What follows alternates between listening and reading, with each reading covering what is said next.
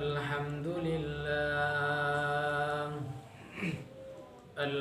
لله نحمده ونستعينه ونستغفره ونعوذ بالله من شرور أنفسنا ومن سيئات أعمالنا ونشهد أن سيدنا وسندنا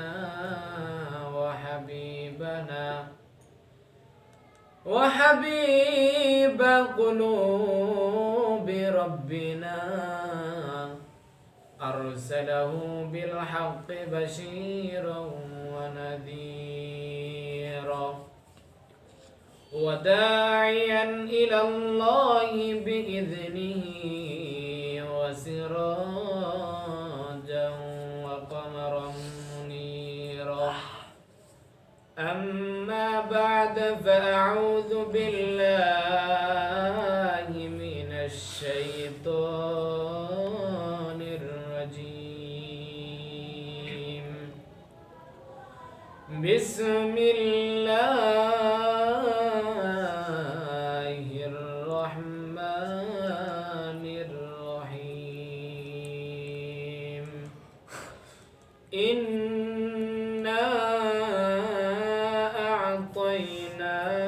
أعطيناك الكوثر فصل لربك وانحر إن شانئك هو الأبتر صدق الله المولانا العظيم اللهم صل على محمد وعلى آل محمد كما صليت على إبراهيم وعلى آل إبراهيم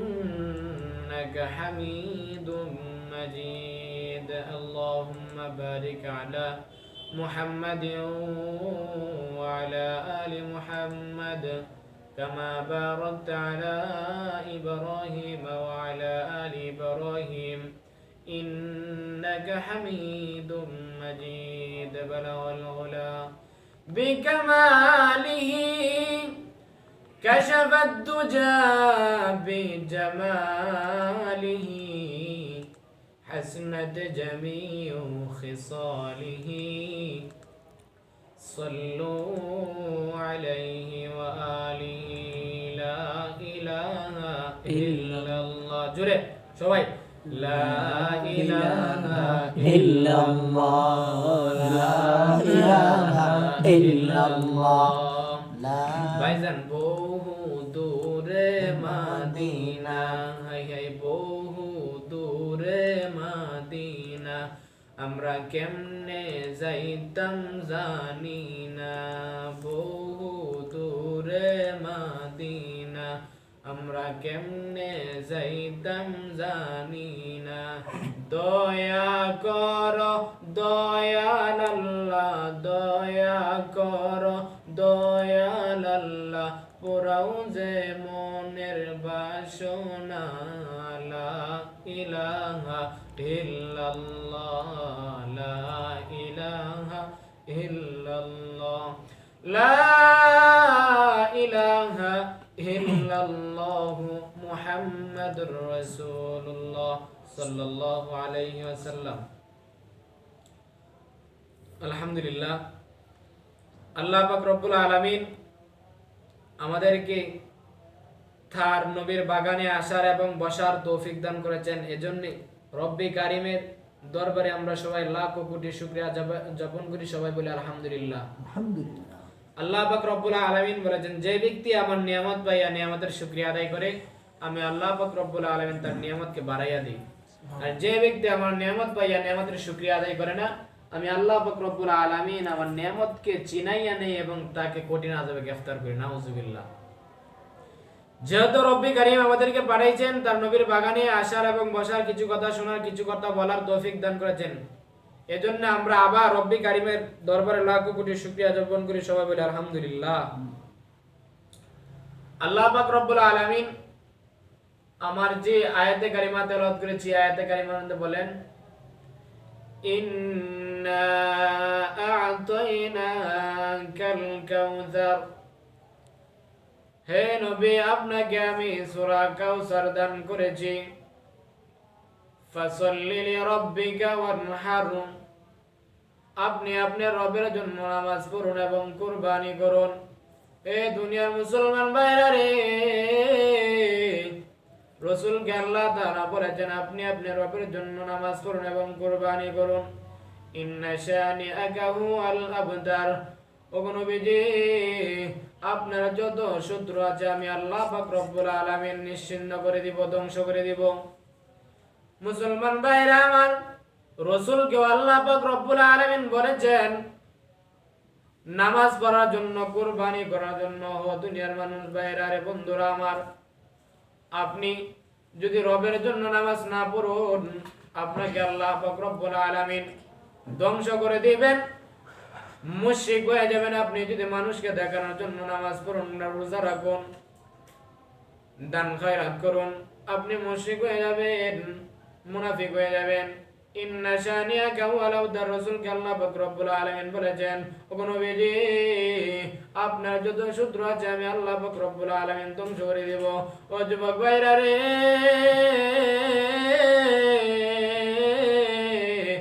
আপনারা রাত্রি বেলায় আপনারা কি করেন? মোবাইল নিয়ে কি করেন? নারী দেখেন, ল্যাংড়া ছবি দেখেন। ও ভাইরা, আপনি রাত্রিটা কাটাইয়া দেন মোবাইল দেখে, আপনি ওজনের আজান হয়, আপনার ঘুম ভাঙ্গে না, আপনি সারা রাত্র মোবাইল দেখে কাটাইয়া দেন। যুবক রে, এই মুহূর্তে যদি আপনার মৃত্যুটা হয়ে যায়, ও যুবক আপনার ঠিকানাটা হবে জাহান্নাম। যে ব্যক্তি নামাজ পড়ে না, কাল হাসরের দিন আল্লাহ পাক রব্বুল আলামিন সর্বপ্রথম নামাজের হিসাব নেবেন।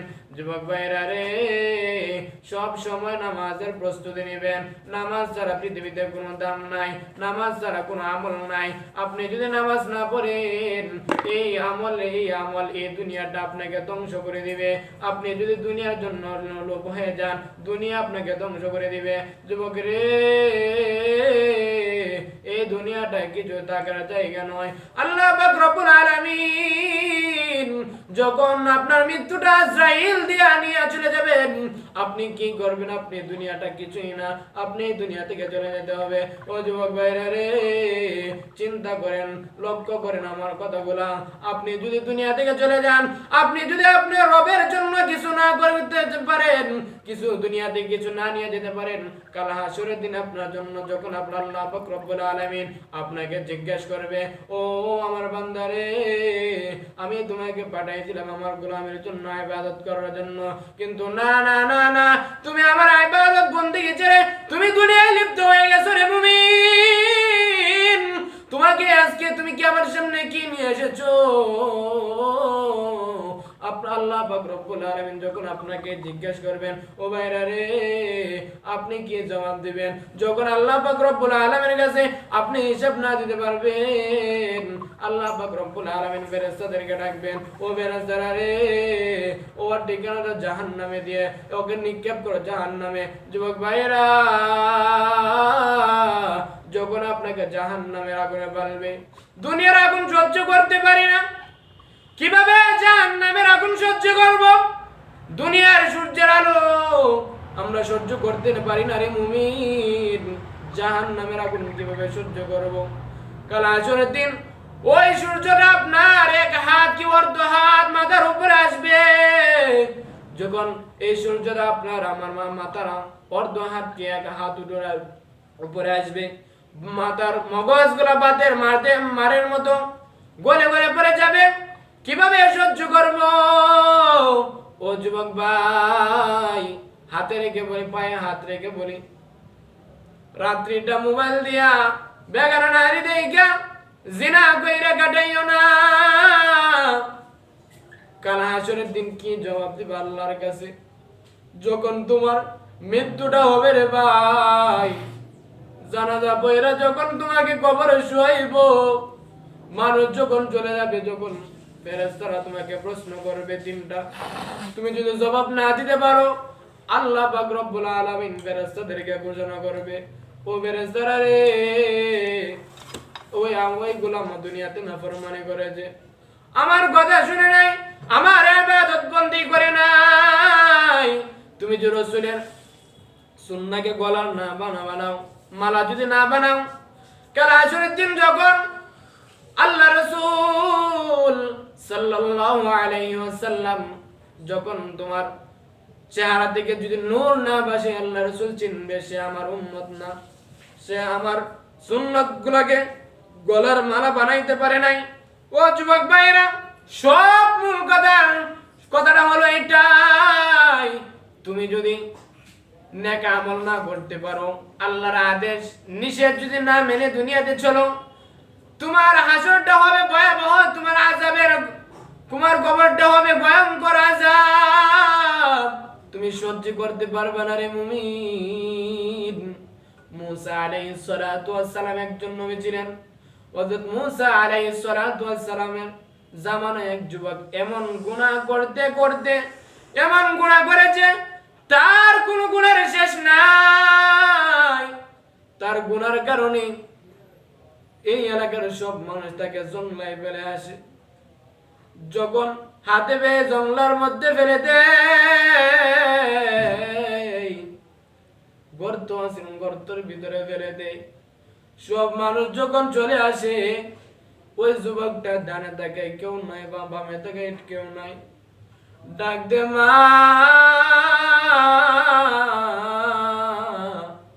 বাবা কয়ে ডাক দে, কেউ আসে না, কেউ আসে না। যুবকটা আসমানের দিকে তাকাইয়া ডাক দিয়ে বলে, মালিক, আমার গুনার কারণে আজকে আমাকে সবাই পালাইয়া দেয়, হে রহমান,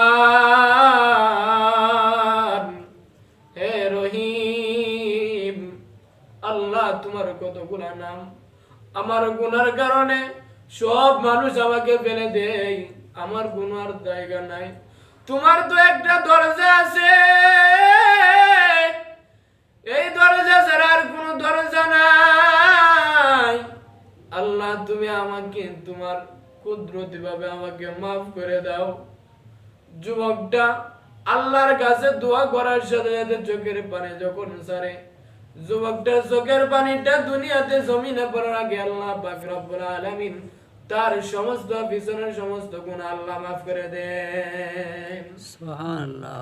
যখন আল্লাহ পাক রব্বুল আলামিন ওই যুবকটাকে মাফ করে দেন, আর ওই যুবকটার সাথে সাথে মৃত্যুবরণ করে, যুবকটা মৃত্যুবরণ করে, আল্লাহ পাক রব্বুল আলামিন ওনাকে মাফ করে দেন। ও যুবক ভাইরা রে, আজকে আমার কথার এই কারণ, ওই বান্দাটা যদি এত গুনাহ করার পরেও আল্লাহ পাক রব্বুল আলামিন মাফ করে দেন, তাহলে আপনি আর আমি কত গুনাহ করেছি, আল্লাহর কাছে যদি তওবা করি আল্লাহ অবশ্যই মাফ করবেন। আপনার আমি কত গুনাহ করে নামাজ পড়ি না রে মুমিন। এ আল্লাহ পাক রব্বুল আলামিন, আল্লাহ রাসূল সাল্লাল্লাহু আলাইহি ওয়াসাল্লামের এক সাহাবী এত গরীব ছিলেন রে মুমিন।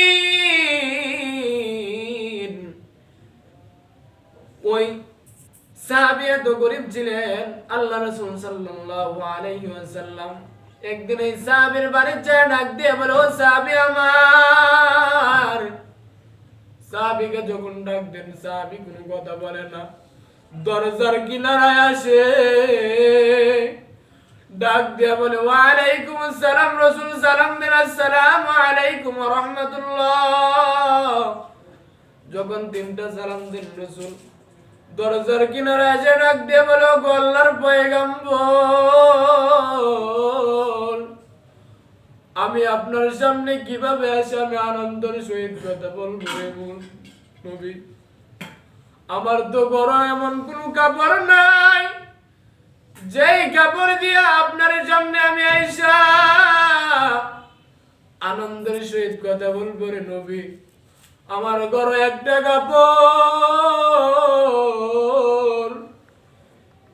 কাপড়, আমি এই কাপড়টা পরে আমি যখন আজান হয় মসজিদে, আল্লাহু আকবার, আল্লাহু আকবার।